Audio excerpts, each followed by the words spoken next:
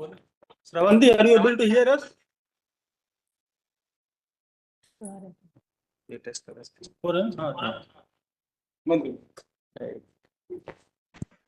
I am audible.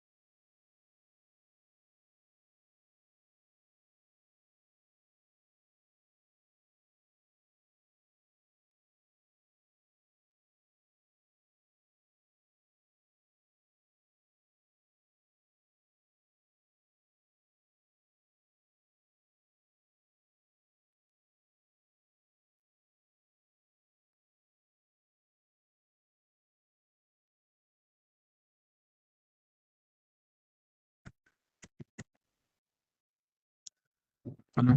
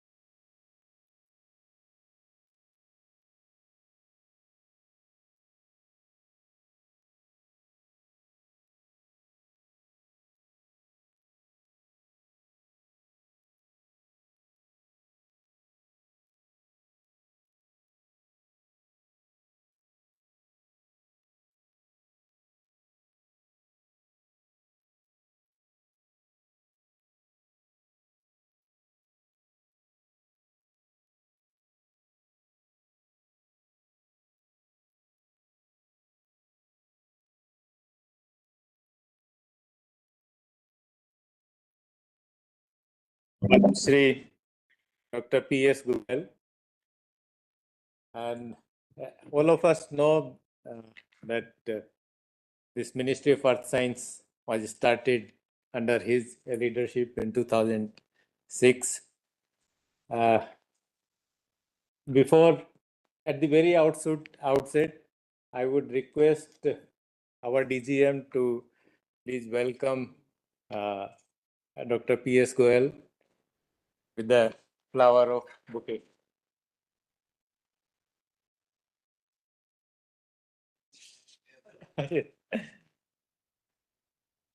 Hi.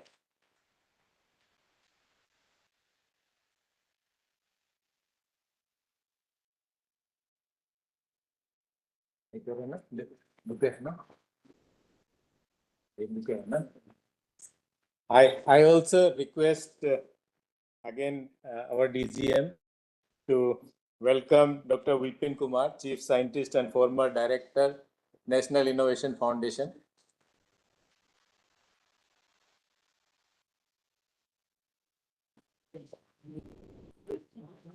Now I would request our DGM to kindly deliver the welcome address.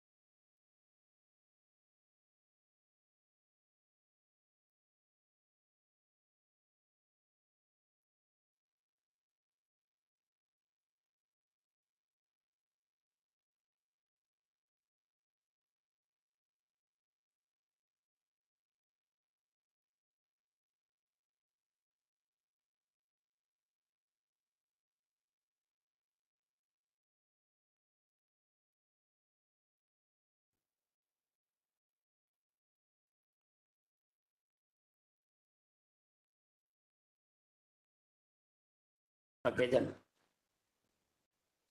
As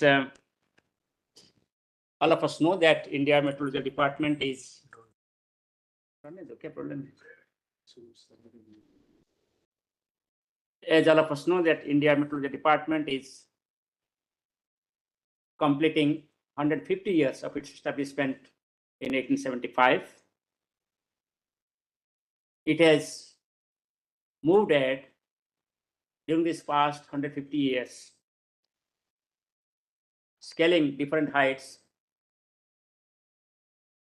By that way, improving its services to the nation and also the society, not only within India but outside, through provision of timely and adequate information about weather and climate, the predictions on weather and climate, and various socioeconomic applications. To commemorate this 150 years journey, IMD is organizing a number of activities. Among them, the series of popular lectures are being organized, and we are really privileged and blessed today that we have Dr. P.S. Goel Sahab with us to deliver this popular lecture on evolution of IMD, a continuous journey. I think he is the best person in today's world to speak about the journey of IMD and its evolution, as he has been witness to the phenomenal growth since 2006 with his leadership. He has seen the reborn of IMD with all latest technological interventions. He has ensured the improvement in scientific aptitude of the people working in IMD. He has ensured an effective service delivery system by converting science into operation and then into services. Under his able guidance and leadership, many of us has grown in our career, and especially myself, I feel indebted and gratified because of his blessings and guidance and advice from time to time. We are still taking his advice and will continue to take the advice and guidance to further our activities, to improve our services, and to reach out to the last mile so as to improve the sustaining conditions of the people and the country. We are really grateful to you, sir, for being present here. And also you have made a very short visit to our various operational activity centers. By that way, you have also provided a number of advices. And I can assure you that people in IMD, though it is 150 years, are still young, energetic.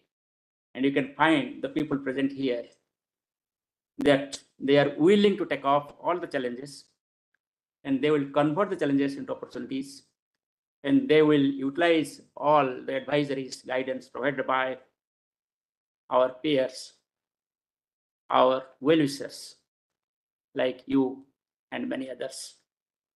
So thank you very much once again on behalf of the family of India Meteorological Department and many who have joined today.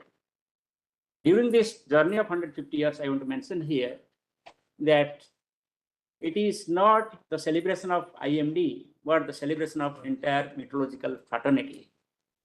The many research organizations, many service organizations have developed out of IMD during these 150 years, be it Indian Institute of Astronomy and Astrophysics, or be it Indian Institute of Geomagnetism, be it the meteorological organizations in Indian Institute of Science and IIT Delhi, or be it National Center for Meteorology and Weather Forecasting and Indian Institute of Tropical Meteorology. So therefore, it is an extended family which is rethinking the past work and taking stock of the present situation and planning for the future. So we are sure that the young generation who will be participating in today's lecture will benefit a lot, and we all of us will carve our path for the future to take IMD in a leading role in the world. Thank you very much, sir.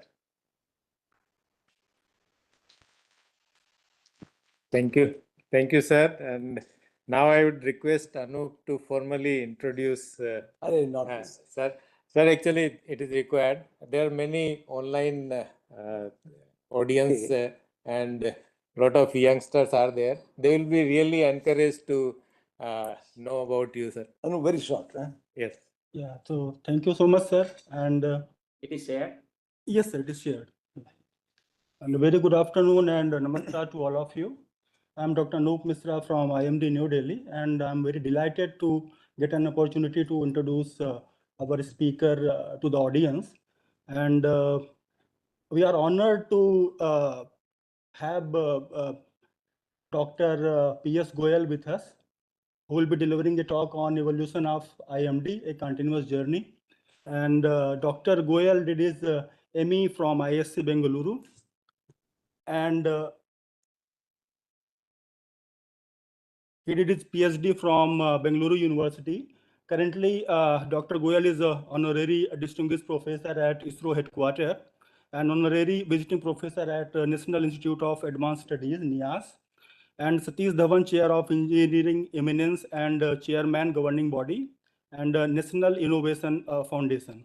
He started his career with significant activities on satellite attitude control system for spinning Rohini Series 1, Rohini Satellite 1 at Trivandrum, and later he moved to Bengaluru as part of Aryabhatta project team.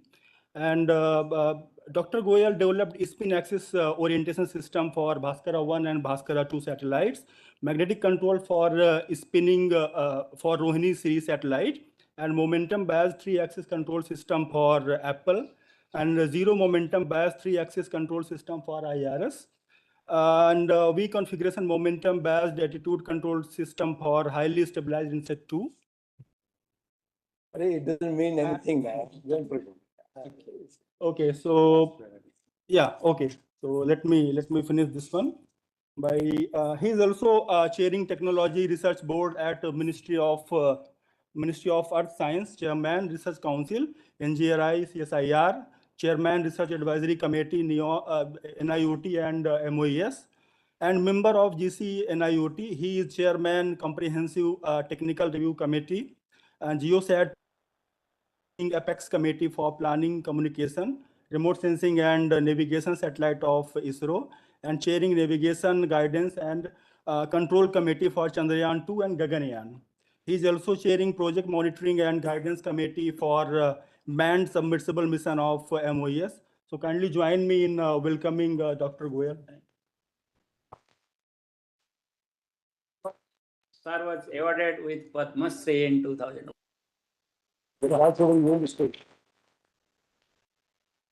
Let me thank Dr. Mahapatra and all of you for inviting me.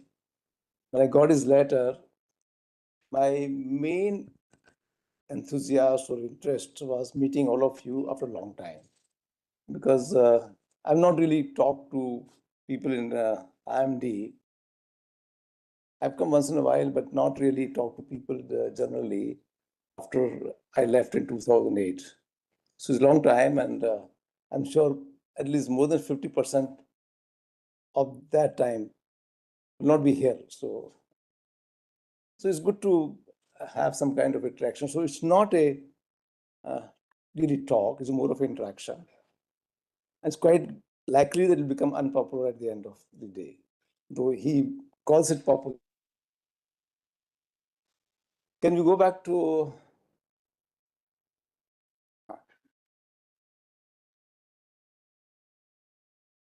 now? When I Share the PPT.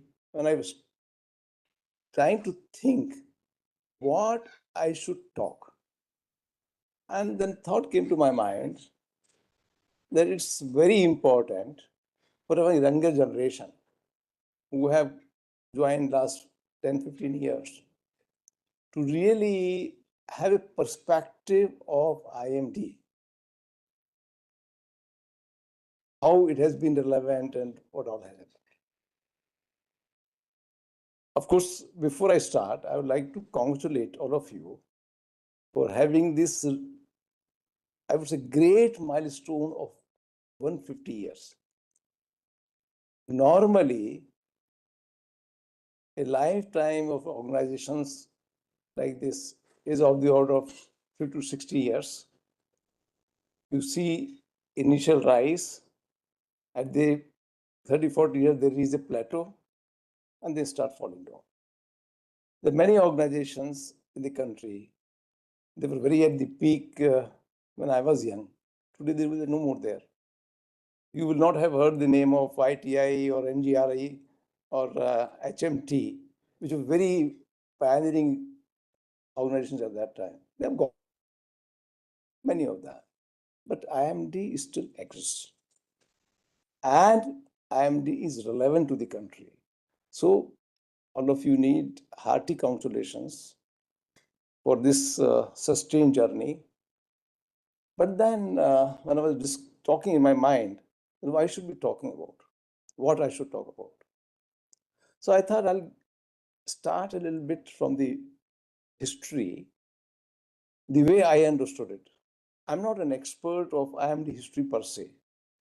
I have seen IMD only from 2005 onwards, because before that I was busy in making satellites, and my only interaction in IMD was with Dr. Kelkar. He used to come to our witnessing our VHRR payload, which we are putting in insert 1 and insert 2 satellites. So he used to come and certify that payload meets our requirement. So I had a lot of interaction, and also to some extent with Mr. Bhatia. He was also a student with satellite meteorology. So they are the only two people I knew. I didn't know anything about this. But then I was asked to create a Ministry of Earth Science, and I came here. So that time onwards, I have an observation. So I'll share with some thoughts with you. Next please. Any organization Is it shared? goes with Confirm from outside. ups and downs. And these ups and downs are natural. There is nothing unusual IMD to have that. But I thought it's something important to recall that when IMD started 150 years back, for a long time, it was headed by British scientists. And actually, there are two departments, Survey of India and IMD. They started practically together. And they were all headed by the very renowned scientists from the British, in the British Raj, from the British. And they had very important impact on the society. In fact, if you release the survey of India, measuring height of things like Everest mountain purely by chain or method of tape or theodolite, that's all. They could reach that. We were a leading country in the, I would say up to something like 1940s, 50s, we were leading in the world because we were the only organization in the tropical region to have that kind of activity. IMD was very peak. Later, IMD started developing instruments. And the rain gauge, which was developed in 70s, was the equipment which was rated very high in the world. Somehow, after 70s, there was a sort of, I would say, somewhere diversion. And IMD went into all routine operations. The so-called innovation, the so-called scientist thinking, that went away. And largely because also it went to the changing of hands from one department to other department. For some time it was part of civil aviation. What interest civil aviation will have in science and technology of meteorology? No. Then it came to DST. And also, I don't know really openly say, but DST also did not take any interest in the development of IMD they should have been. The year I took, we became Minister for Science, 2006. IMD's budget for instrumentation was almost maybe 50 crore, 60 crore. The 90% or 95% of the budget was only for salary. There was absolutely, the few radars, like we got a radar at Kolkata and few were there, but there was very little interaction. Next, please. So it was a sort of lack of scientific temper. One very interesting example I thought I'll tell you. The Deputy General DG retired, Kalsi. And it was somewhere within a month or so after my taking over as a Secretary Minister for Science. So the promotion, I was told, has to be done by the UPSC. So I went there as a member. I collected information, the next person, I won't name it now because some of you may know. And they told me he's not a good fellow at all. He doesn't understand anything. I asked Bhukan Lal, he asked, sir, we should not give him. I went to the UPSC, I told the chairman, look, I don't want a promotion of him because the person below him much more knowledgeable. He said, sir, I have seen the CR for last 10 years. There's no adverse remark. If there's no adverse remark, the senior person, senior most person gets it. If he's not performing, why you have not given an adverse remark? I said, I have taken just 2 months back. So point is, and we couldn't do anything. So first thing I did was got IMD out of UPSC. That was my first contribution to IMD. Because if you were with your promotions were with UPSC, the merits will never be recognized. I'm just giving examples. So like that, we were actually living in an era which was really not very conducive for science and technology. Okay. So there was some kind of a inertia. An inertia to the extent that a meeting like this, first or second meeting, all the senior people from MD were there. And I said, you have to change. And we have to adopt to method of numerical modeling for the weather forecasts. absolute silence. And one senior person, actually Kalsi, Sir. he got up. Sir, IMD will never accept numerical modeling. So that was a shock to me that a person who is even number 2 at that time. Kalsi. Number 2 or 3, like Yeah. that. And he's telling. Yeah, with and- Bukanlal sir, we are number 2. Number 2. And everyone talked in the same, behaved the same tone. So you can understand now the job of a secretary who has to convince everyone, because it's not something that you can put a office order. You have to convince people, no, you have to do that. So that's how we started. Similarly, and I try to understand why this thing. Because Bukalal told me, the numerical modeling is being done by NCMRWF. And they are our enemies. I said, NCMRW, and they were in the same department before also in DST. I said, how can NCMRWF be your enemy? No, sir, they always undercut us. Himalayan region, when expedition were going, they were giving the forecast for them. So they are actually undercutting IMD's role. They are doing agrometeorology. It's our job. So they are our enemies. So because NCMRWF is doing numerical modeling and they are enemies of IMD, so will not take up numerical modeling.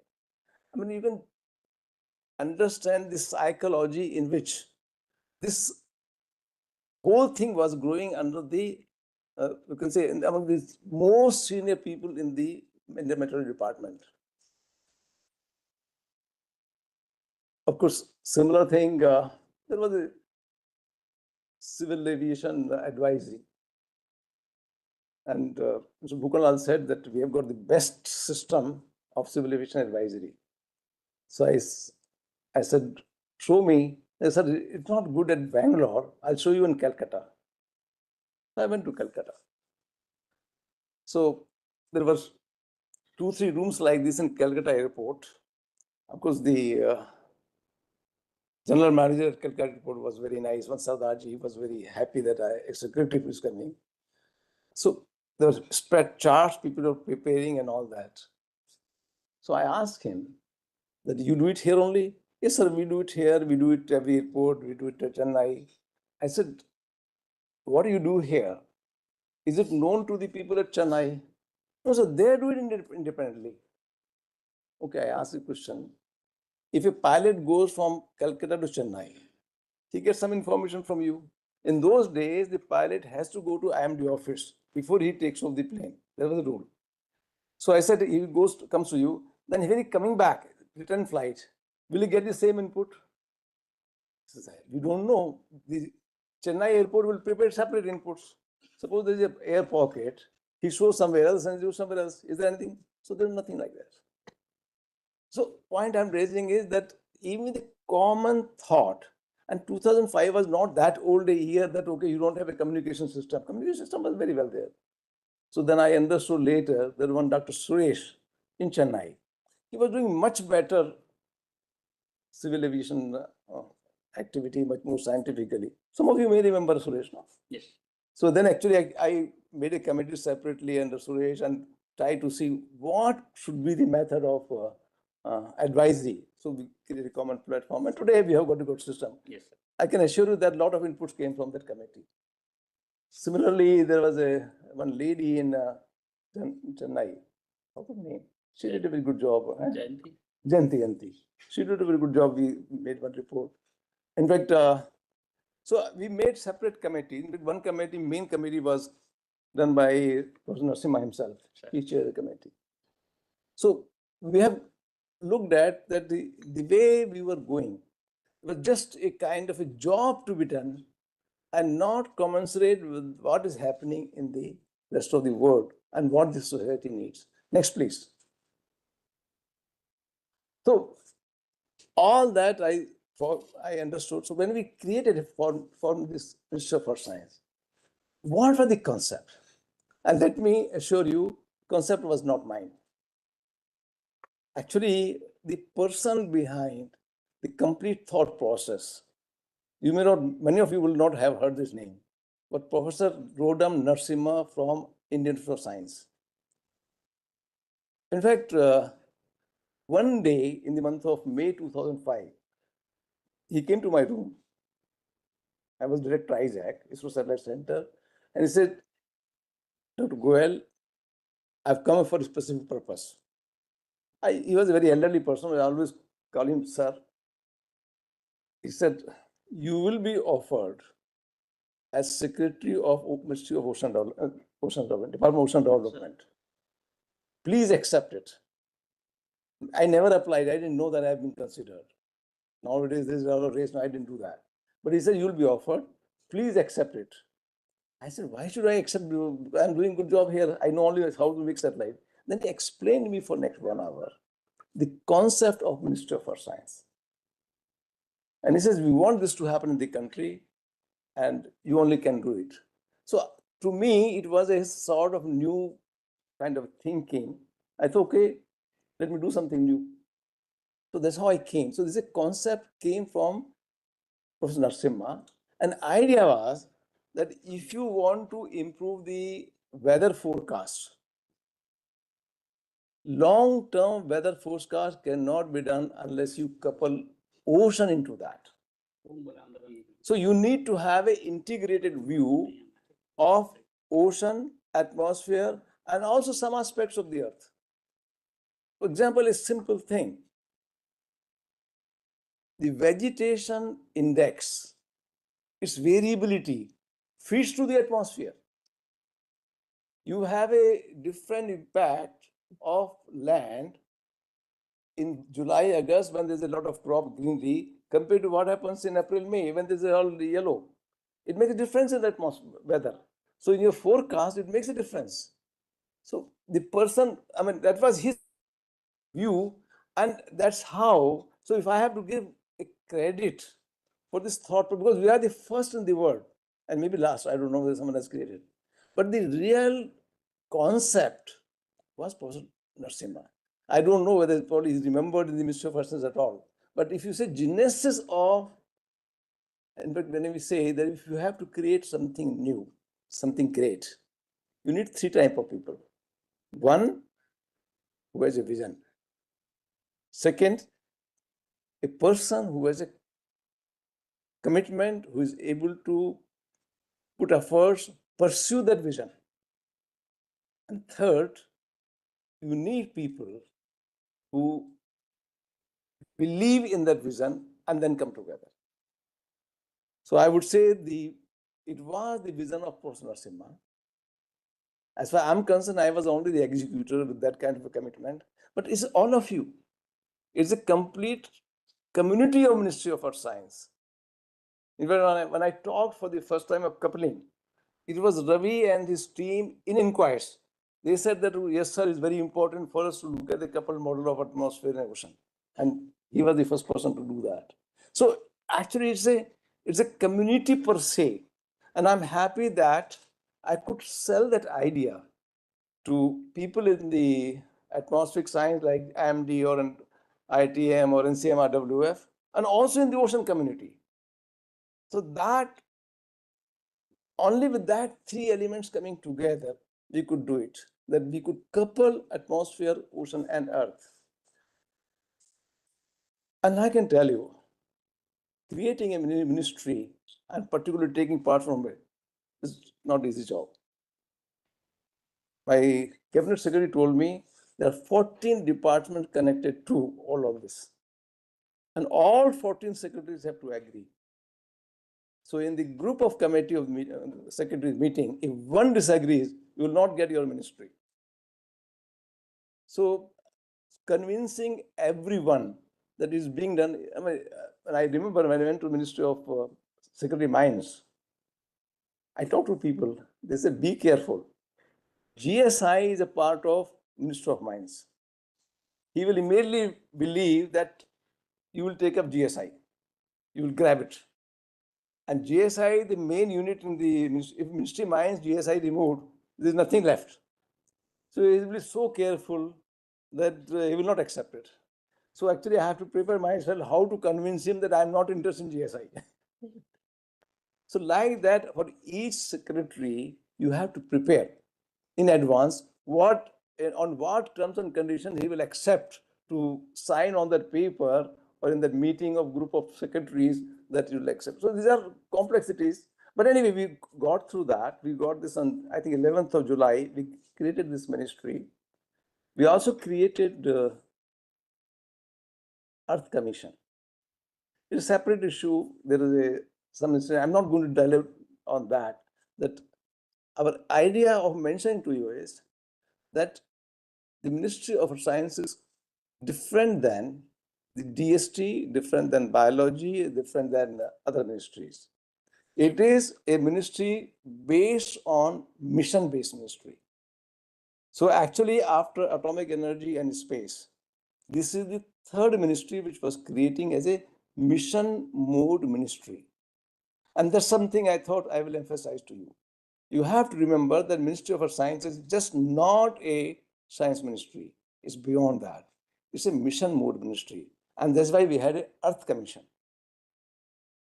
The only other ministry, actually, long back there used to be a commission for electronics, but that got dismantled at that time and there was a lot of problems. I'll not get into that.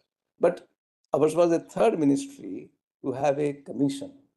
So this is something very important. We are a mission mode ministry. Next, please. So I just a few examples, which I thought I should mention. There is foundry in Delhi. Sai Krishnan, you remember that? When I visited that, actually Mr. Bhuganlal was so proud of it. He brought me here to show that foundry. And that foundry was much worse than the foundry I had my engineering college in Jodhpur. So my first suggestion to him was, please close it. He didn't follow this suggestion, so I gave him instruction after a few months later that close it. Finally, it was closed. Such a bad shape.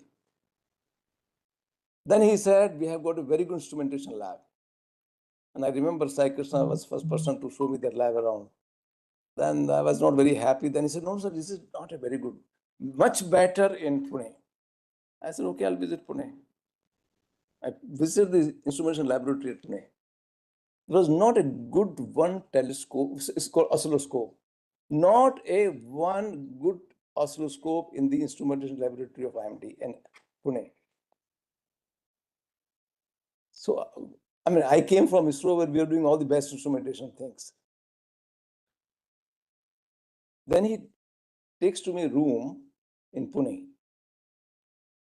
A room twice of this size, at least 50 young ladies and some boys doing lot of work in registers. Yes, sir, this is a great job we are doing. So I said, what is this? See, all your observatories across the country, they used to put data in the register. The register comes to Pune, and all these people are copying the data and making one full register. So I said, good thing, IMD takes pride. And also can tell you that you should also take pride. IMD, the best organization in the world to keep a record of information over the last 150 years. There's no other parallel organization which has done that. But this system was very good in perhaps 1805 or 1905. But in 2005, in that year, taking rare, making records. So I didn't tell him anything there, but I told him later, this is not the way to do things. When you have computers, you can have a computer laboratory and transfer the data. Why you have to put so many people on continuously? And I told him that, look, these people, young people, if you have to give them a promotion after 5 years, what their claim will be? That we are doing this clerical job of taking data and noting it here. Who will give them a promotion after 5 years? If you are using a scientist like a clerk, someone will ask a question, no? So I'm just trying to say that the cultural evolution was a biggest thing that was needed. Okay, next. Yeah, that's another shock of my life. I was telling that we were doing, I was responsible for satellites, right from INSAT 1, INSAT 2, and we were making VHRR. So I asked, what for VHRR data is being used? Other than keeping under the glass top and showing once in a while to the minister, so this has happened. It was not getting into anywhere into the so-called weather forecast. So, and putting VHRI into satellite is a very complex task. And I have done myself, so I know that. Similarly, Bhukanlal came that, okay, sir, this 5 people have to go to WM meeting. Okay, so everywhere we are going maybe twice or something like that. I said, okay. Then after 3 months again, sir, they have to go to a WM meeting. I said, what happened to those 5 people went last time? Yeah, they have come back. What they have done? So they haven't come back. I said, I want to report what they have learned. So we have never done any report like that. I said, you people are going to WMO, which is a world body, world meteorological organization. They must be learning something. They must be seeing something, some good thing for the meteorology department. They should be giving a report. No, sir, we have never done like this. I said, I will not send any person unless I get report from these people. I'm just giving a part of culture. And I'm sure now DG will be asking report. If you go somewhere, he'll be asking report. It's necessary. If we are seeing something new happening in WMO, we go all the way. We have to observe. We have to observe where we are, where they are. And there's a difference, we must bring that to this.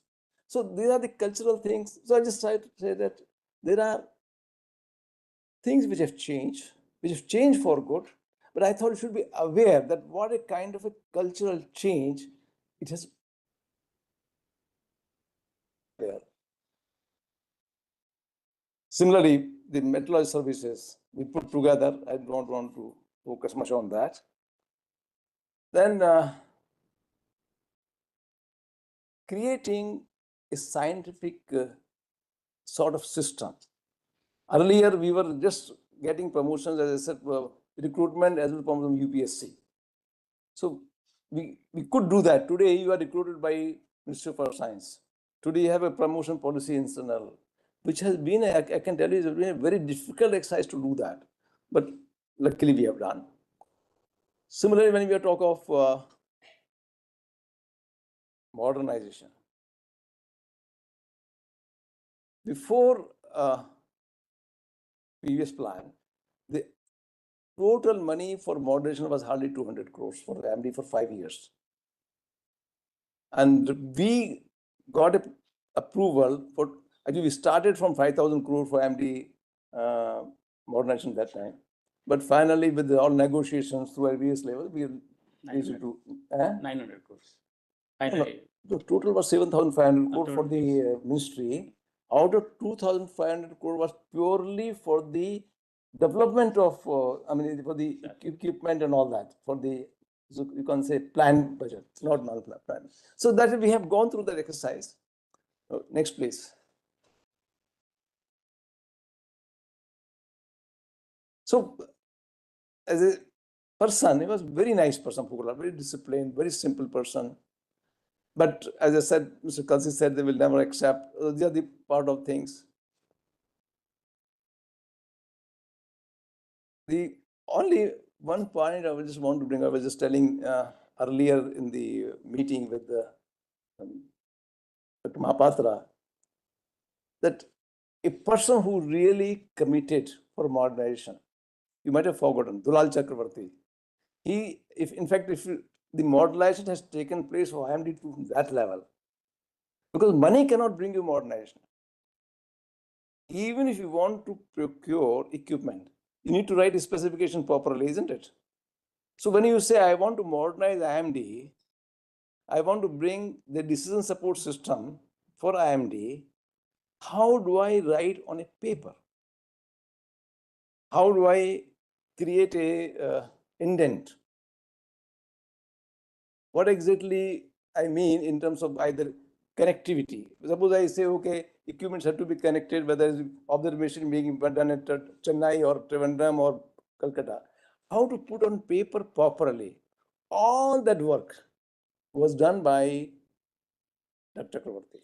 So I want to really mention to you because he's one person who really went ahead of rest of the IMD to say, I'll do that. And he worked very hard. And of course, my joint secretary, Prakash Kumar, these two people, they contributed a lot in those 2 years of so-called modern exercise. Next, please.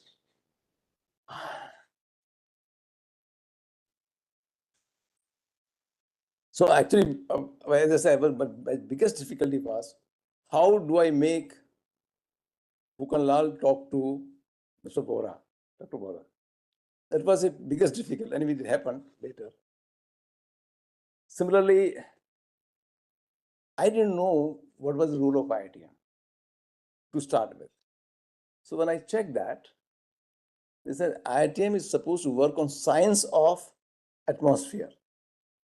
And outcome of that science of atmosphere supposed to get into the India Meteorological Department for the, then I asked the question, what science has gone, because they have existed at least 40 years before I came.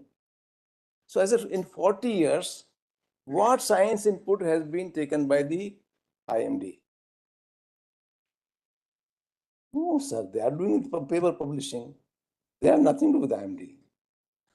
And incidentally, the DG IMD was the research council chairman for IITM. And it has been over the years. In spite of that, the input of IITM to IMD to meteorology department as a part of forecasting was zero. So the disconnect was so much.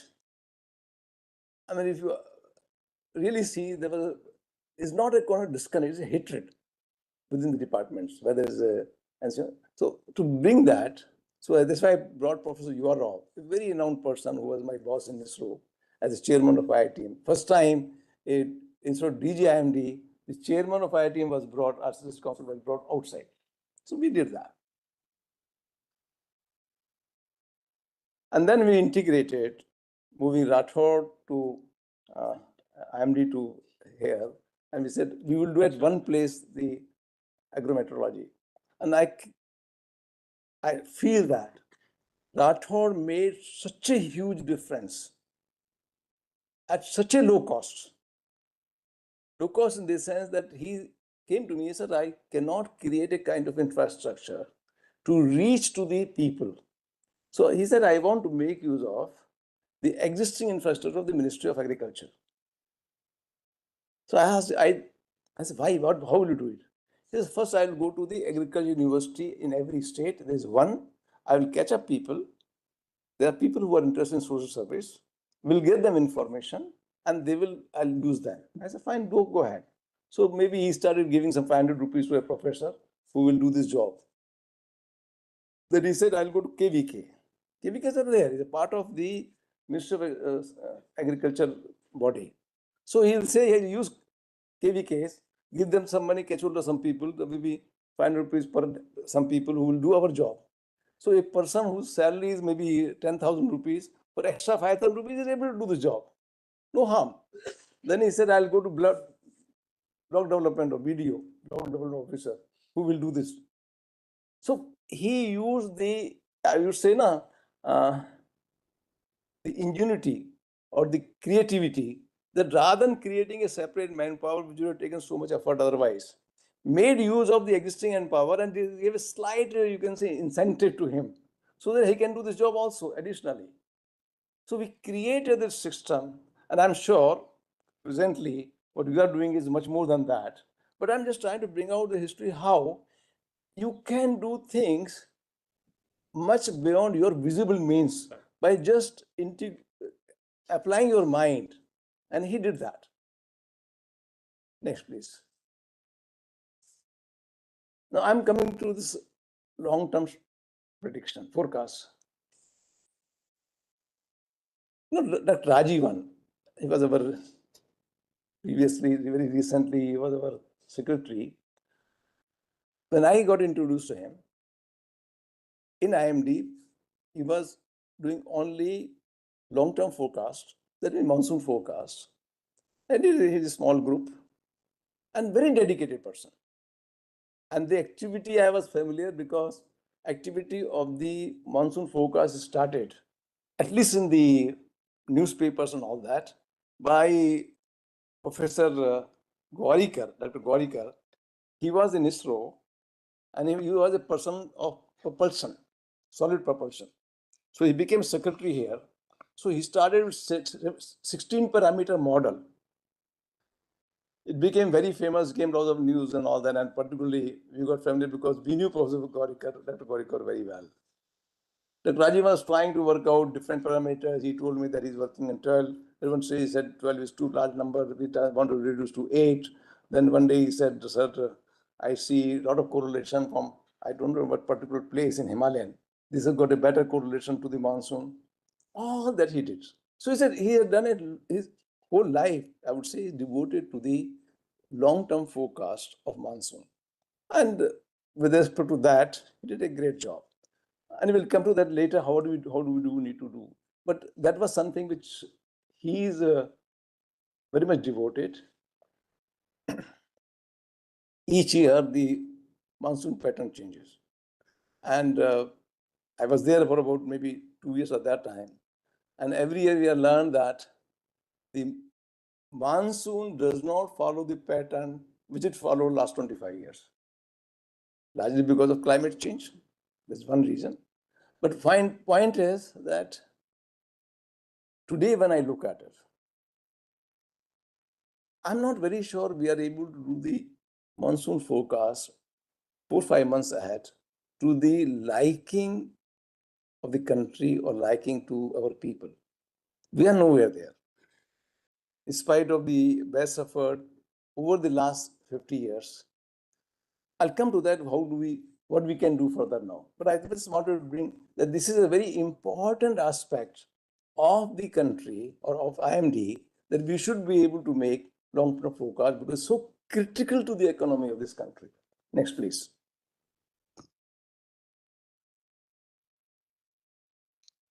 And we are not going to get much details about what MOS has done. I've already explained to you, but I just want to make one point clear that ever since 2006, particularly my followers, Shailesh, Rajivan, and Ravi Chandran, everyone is so committed to India Meteorological Department.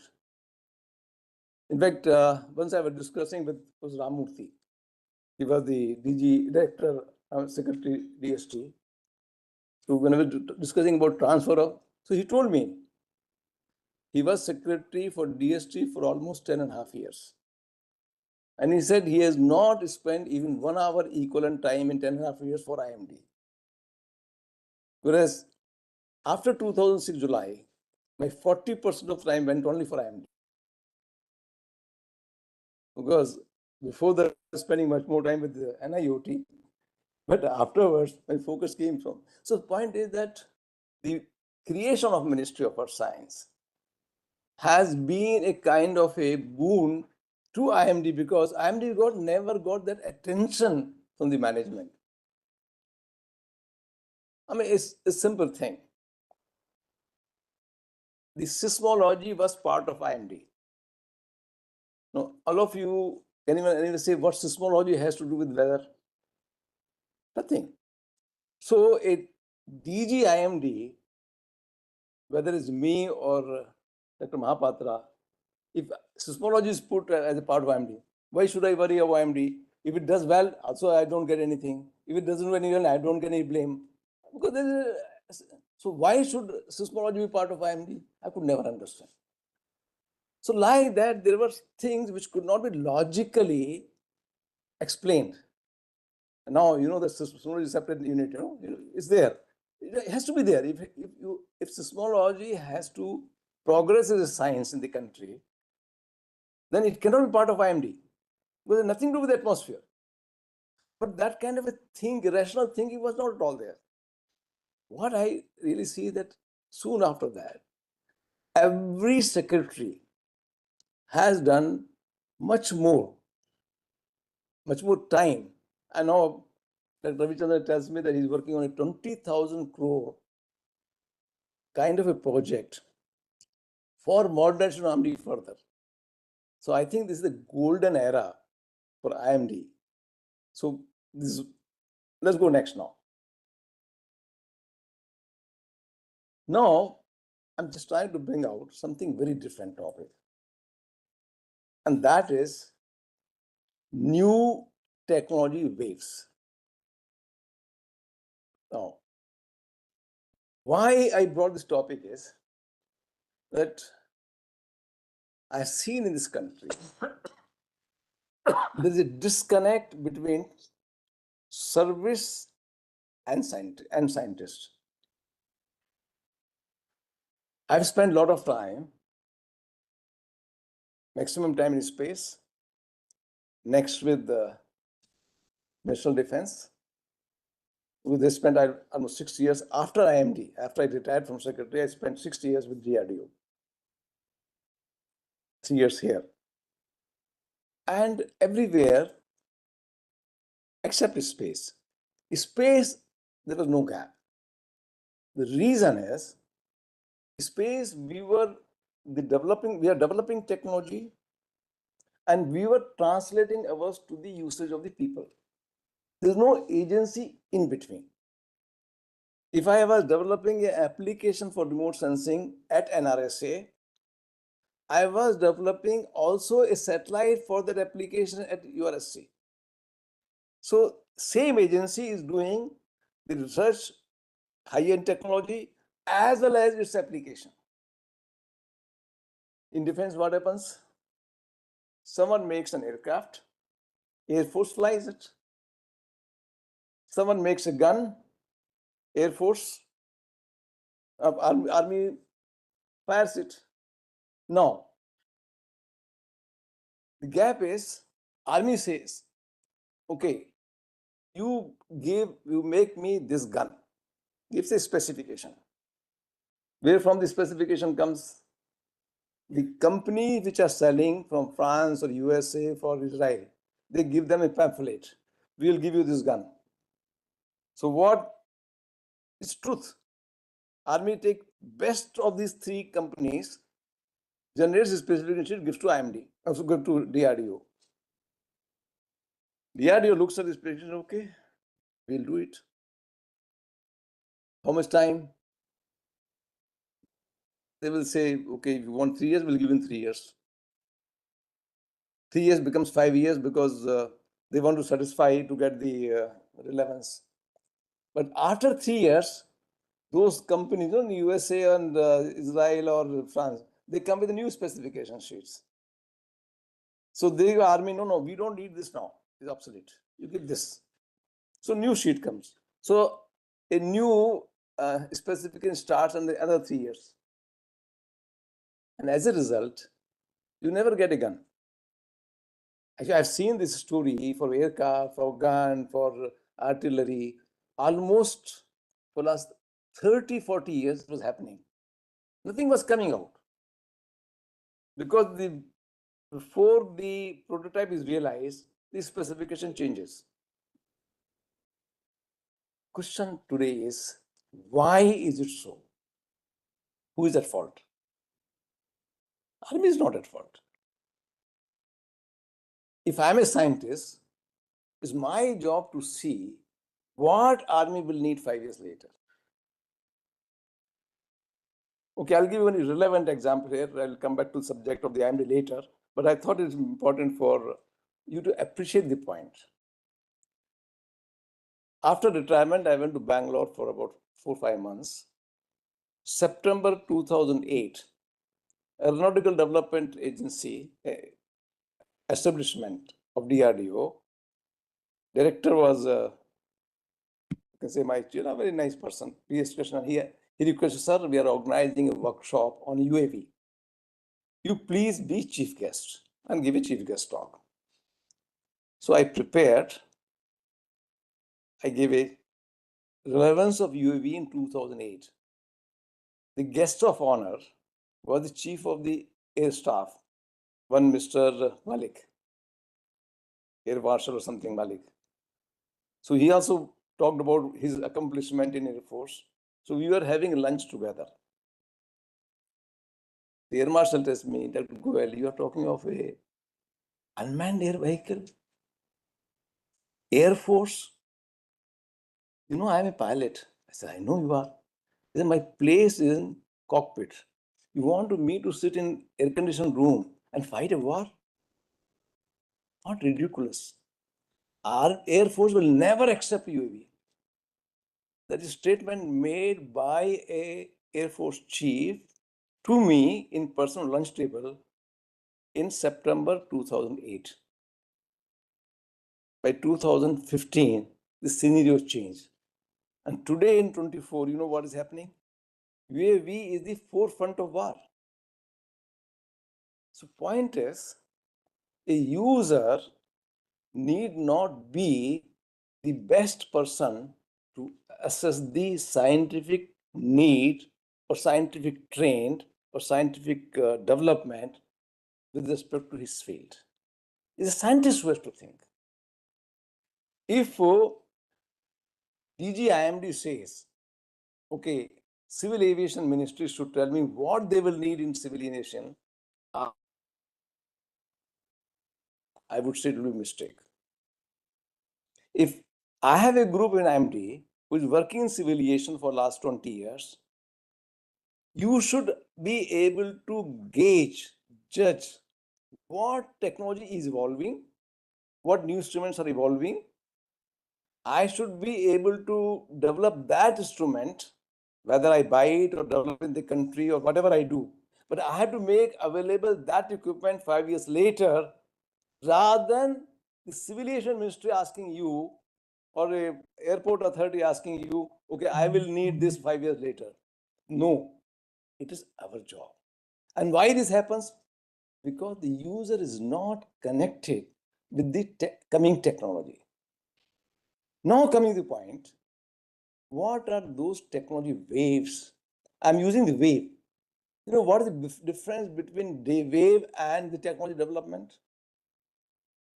See, when I have a computer which has got a, let's say, 100 gigaflop, and I'm going to 1 petaflop from 1 gigaflop, it's not a wave.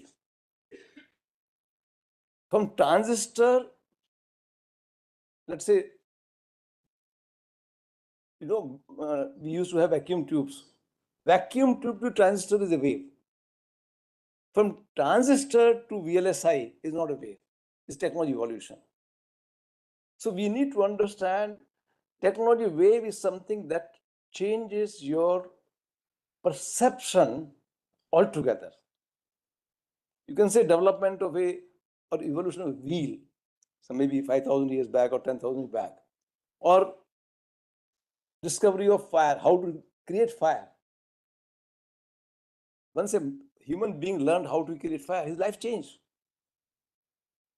I would say even cell phone. Cell phone is a wave. It is, or the satellite navigation. It's affected. Each one of you today carry satellite phone, the navigation, and get advantage. That's a wave. So when we say future wave, I have listed or are not relevant to you. Artificial intelligence and machine learning. It's a technology wave. It was not that obvious 5 years later. It will become much more obvious after ChatGPT. You see the impact. But the fact is that its impact is very little seen. It's going to transform the life of people much bigger way in the next 10 years or 15 years. So it's a technology wave. What is next wave? It's a quantum computing. It's a technology wave which is going to make a difference, a huge difference. The third is synthetic biology. the impact of synthetic biology is going to be so huge that in next 30, 40 years, we are going to see a absolutely new kind of society emerging. Its impact is actually one. I can give a 1 hour talk on each of these topics, but that's not my purpose today. But synthetic biology is going to be highly impactful. It's a wave which has its impact to be understood by humans, most of us. And fourth is direct energy weapons. It's specific to military, it's specific to when you're talking of how to fight a war. So not relevant to IMD. Even synthetic biology is not relevant to IMD, at least to the extent that synthetic biology may have some impact in terms of climate change. You may use synthetic biology to mitigate the effect of climate change, only to direction. Otherwise, it doesn't have a direct impact on IMD, but the first two will have. And that's what I want to come to. So the last one not very relevant to IMD, so I'll not touch on that. Next, please. So let's talk of now the AI and ML. We understand automation. Automation is a term which is almost 60 to 70 years old. It's basically ability to do a function which is routine, which is repetitive, and it follows a pattern. So you're automating that process, so it's automation. In 70s, when I was young, a terminology came autonomy. Now, autonomy is different than automation. So what it is? Autonomy is automation plus decision making. When you have a reasoning, suppose you say that this equipment, if it becomes warm, switch it off, then it get cold. So that means you're interrupting based on some observation. Because of temperature is being generated, so you're allowing it not to fail, so you switch it off. This is such a function we will put in the class of autonomy. Now, autonomy has been graded into 10 different levels. The first level is very simple decision making, like if and then kind of a thing. But then its complexity increases with the complexity of the system. If I had to run a car and I have to be giving automation into, let's say, braking should not skid. When it skids, then actually the braking function reduces. You have to bring that kind of a decision making, then it becomes a, let's say, level 3 or level 4. So like that level goes up to level 10. 11 essence, 10 essentially talks of ability to take a decision amongst those circumstances which are not well understood to start with. That means my ability to address uncertainty comes up to the level 10 of autonomy. And actually, this is the level where it really merges with artificial intelligence. Where the autonomy stops, the artificial intelligence starts.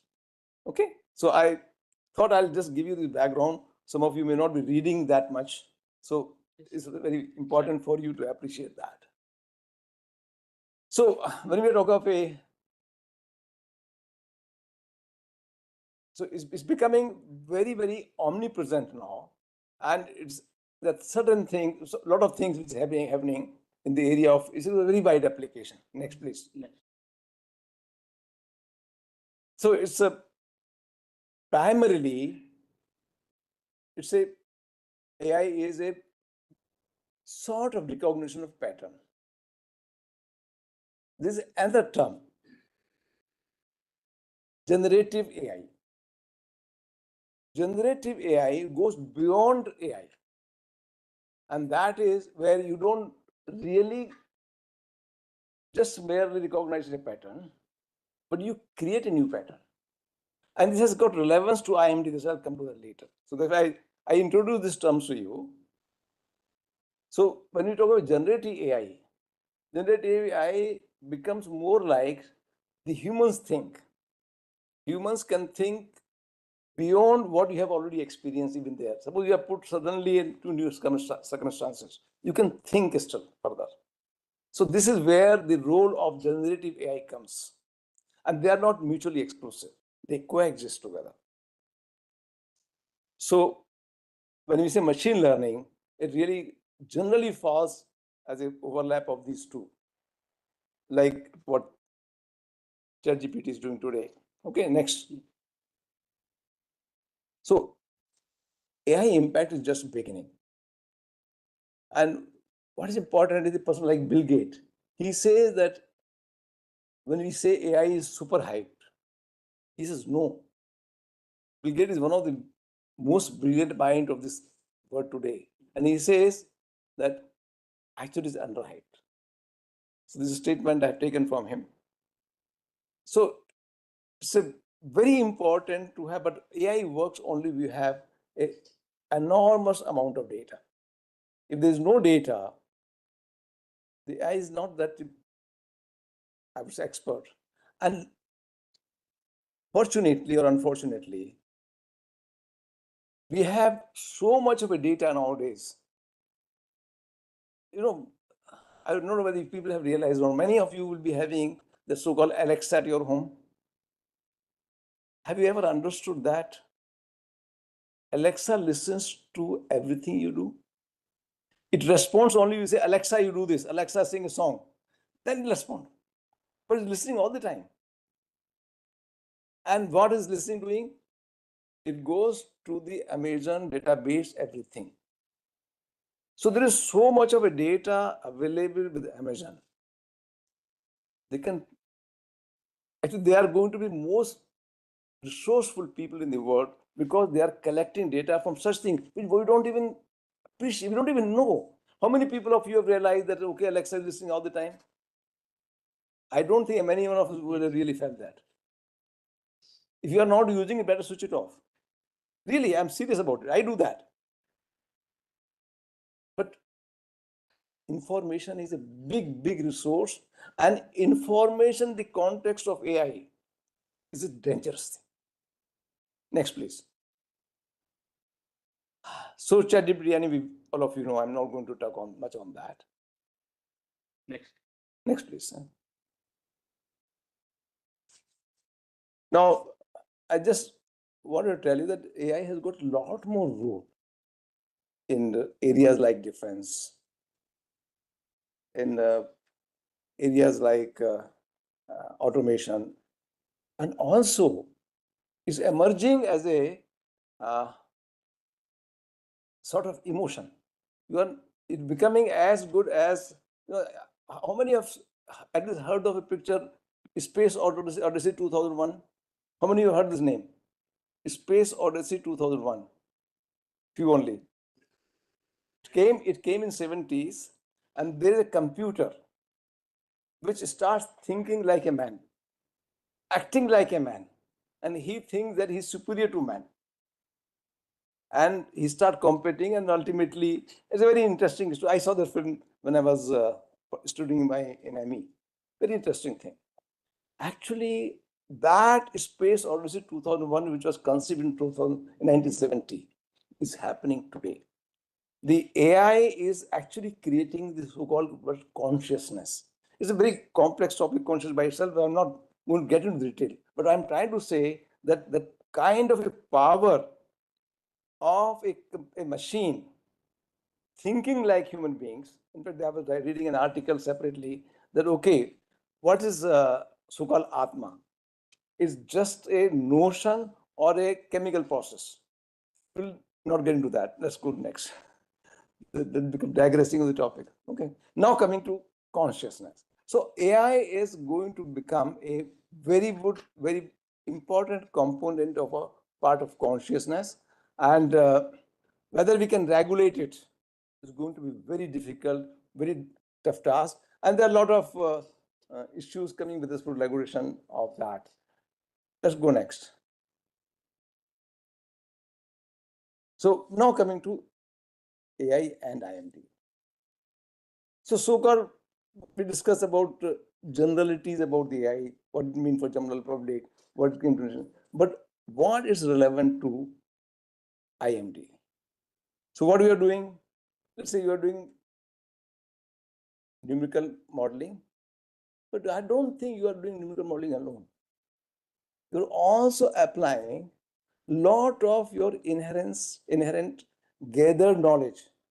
A person who has spent 40 years in generating, let's say, forecasts, when he looks at the AI data, he will never take, I'm talking, I hope you can correct me if you're wrong, he will never take computer output alone.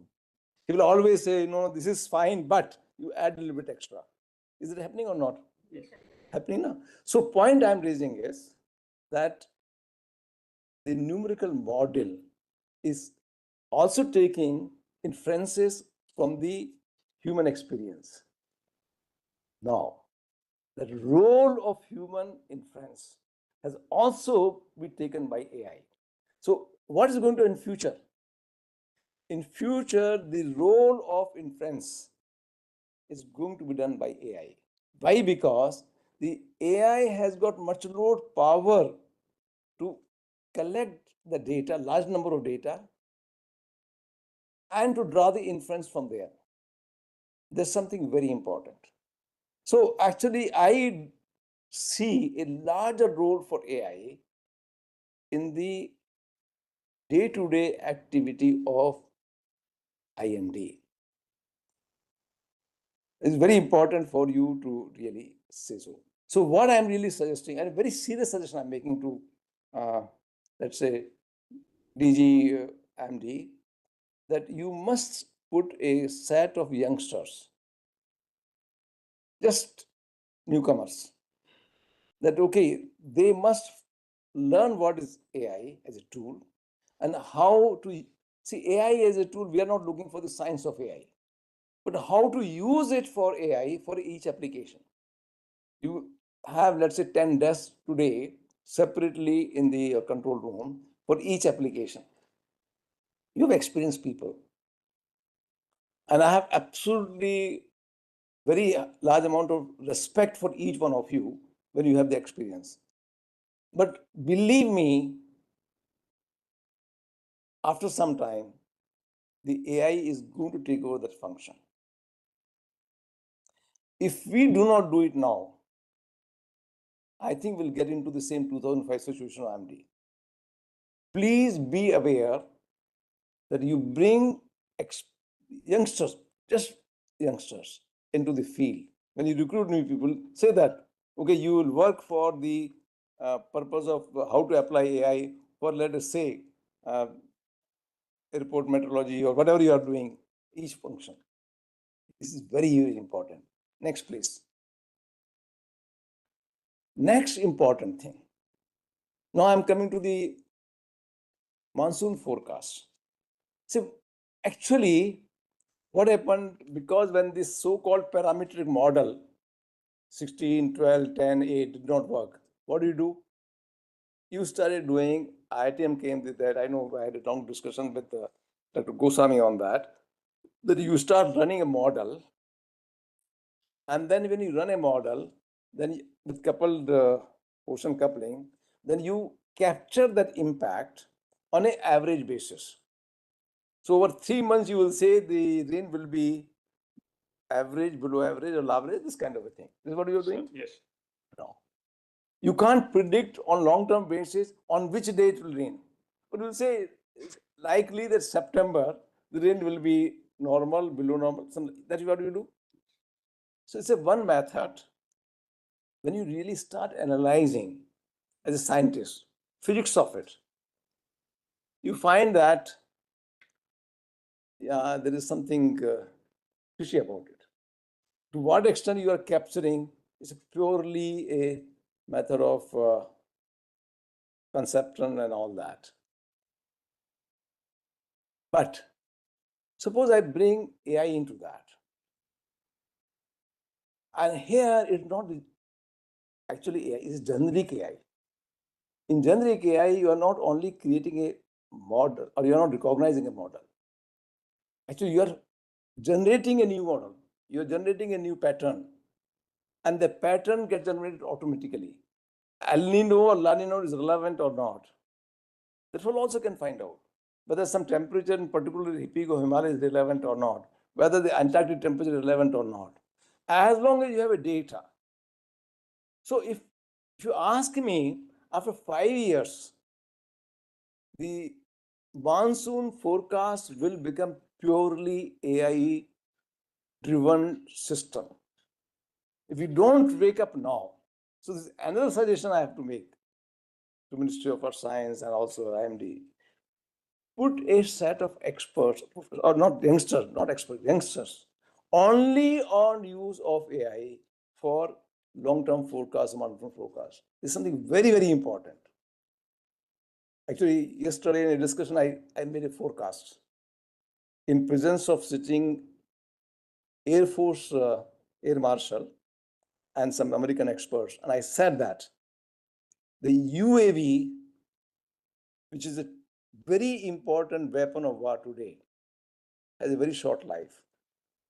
And I said the role of UAV is going to die in maximum of 10 years. And most of the people were not only shocked, they were surprised, as if I'm talking of nonsense. But I believe, and I'll tell you why. There's technology called, I will discuss, high energy weapons, high energy lasers. Today, if I have to kill a $500 UAV, I have to spend a 10 times more, maybe 5,000 worth of missile. So if I have to fight a war, if I put 10,000 UAVs and the other fellow has to put 100 times more on each missile, I'm making that country bankrupt. It's simple equation. So that's the best way of fighting a war. But if I got high energy weapon, I need only $1 for killing a UAV. Maximum cost estimated is between $1 to $2. But provided I have that weapon. In India, I've got I can tell you, don't go to press, but we have developed a high energy weapon up to 20 kilowatts. But we have developed only one. If I had to put every 10 kilometers across the border, how many I need? So it's a question of, one is availability of technology, other is availability of the numbers. So the availability of, which Americans have developed even 50 kilowatt HEV, they developed. They are targeting 100 kilowatt because they want to target a hypersonic missile. So that will happen. But UAV is such a slow motion device that with the $1 cost, $1 to $2 maximum, I'll be able to kill a UAV. So I made that statement because I'm a scientist. I should be able to think, or I can think ahead of a soldier. Similarly, I'm talking here now. You have to really think ahead. The new technology wave of AI is going to make a difference into your long-term forecast. Next, please. Now, coming to quantum computing. Actually, quantum computing is a different concept. It differs on qubits. 50-bit qubit computer has already been made, and its power of computing is a million times more. What you do today by a quantum computer, what you can do in 1 second. They say it like million years for doing the job on a normal computer. So one is the computing power. Who needs more computing power maximum? Which application? I'm not talking science. If you say application wise, it is the modeling of atmosphere or modeling of the earth, you can say, which needs maximum computing power. So IMD will need maximum computing power. Second application comes into the security. The quantum technology being used for your safety of data, your encryption. Today, when you are talking of encryption, if I develop a algorithm based on the quantum computing, it's not on computer, but algorithm derived from quantum computing. The algorithm will take typically on a normal computer a lifetime of the Earth. That means we are talking of the like few billion years on a normal computer. But on a quantum computer, it may take probably few days. So when we are talking of quantum computing, it has got security relevance, it has got high computing relevance. Security relevance is not important from the IMD point of view. But quantum computing is not going to be available in that number tomorrow. It may take maybe 10 years. But when we are there, are we prepared to use it? So this is another thing which IMD has to think, or a Ministry of Earth Science has to think, that we need to put our youngsters into understanding what actually, how to make use of quantum computing. There's something very important. We don't have to worry about people like, some of you who are above 50, but the people who are there in 20s, for them it will be very important. So quantum computing is another area. I would suggest that, after I'm not talking only IMD, I'm the Ministry of Earth Science, that's why I requested to be here. It's very important that we need to invest. This is a new technology wave, which is something we need to look at it. Next, please. I think I've concluded that, so let's go next.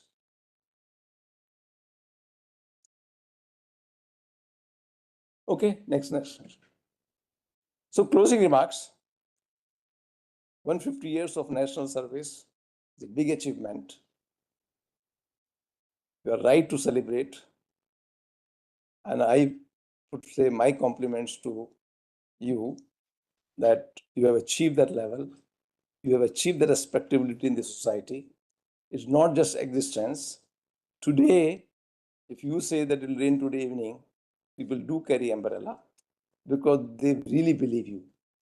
And it is that belief in the public, that is the value. It doesn't matter what Prime Minister gives you award or not, Padma Shri gets, someone gets or not, that's not important. It's a public faith that you have earned, and for that you have to be complimented. So I congratulate each one of you for this legacy. The Viksit Bharat, which is our dream that we should be a developed society, I am very much convinced that is not going to depend on just large industry houses. They're very important because they provide jobs.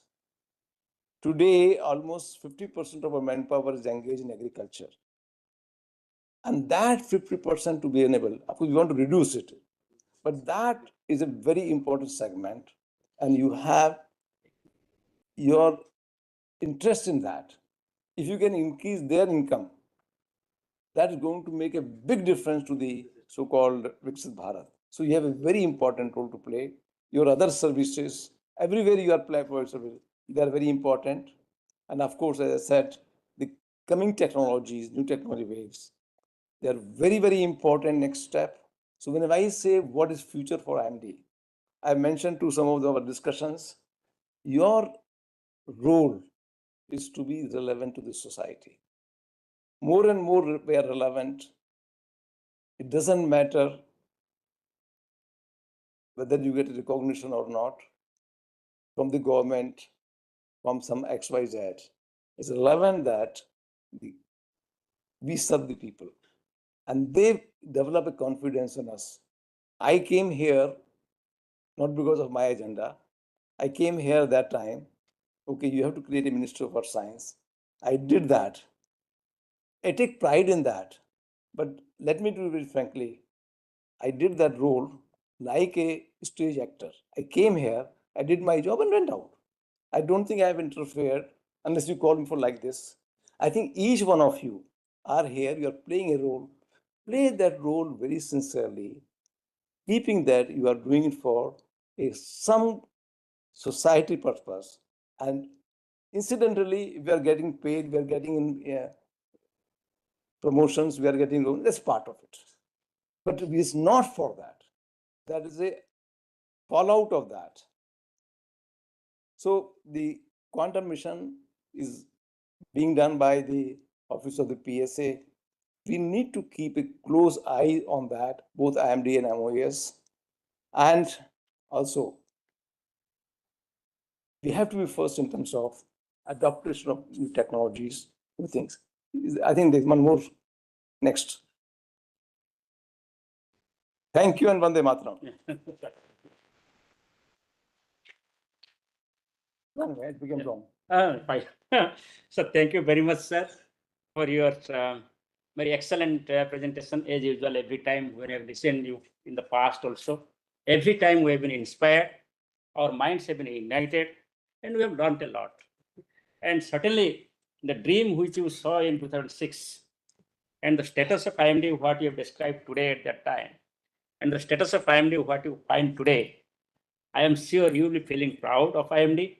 And I can assure you on behalf of everyone present here and in the meteorological fraternity together that we will respect each and every word what you uttered, and we will work hard, we will rise to the occasion and fulfill your hope, and certainly we will serve the society better. Thank you very much, sir. Thank you. Has already been created in IMD. Very good. Sir, I'm so happy. So 2 years back, sir, 2 years or 3 years back, we have found. Very good. In ministry, one group has been found. In IMD also, we have group has been found. Very good. Very good. And there's some, I did not swear. yeah, I'm very happy. some basic applications also being applied.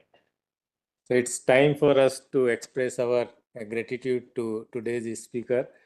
I would request our DGM to kindly felicitate Dr. P.S. Goel with a shawl and memento.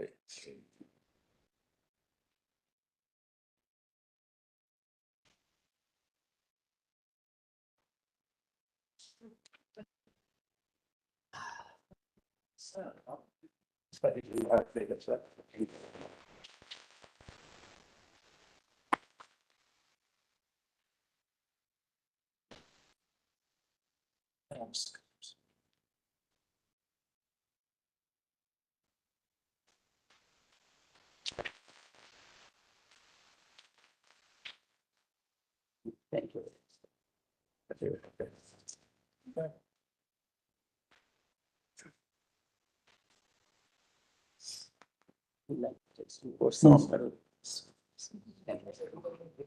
Okay, thank you very much. Okay. All the best.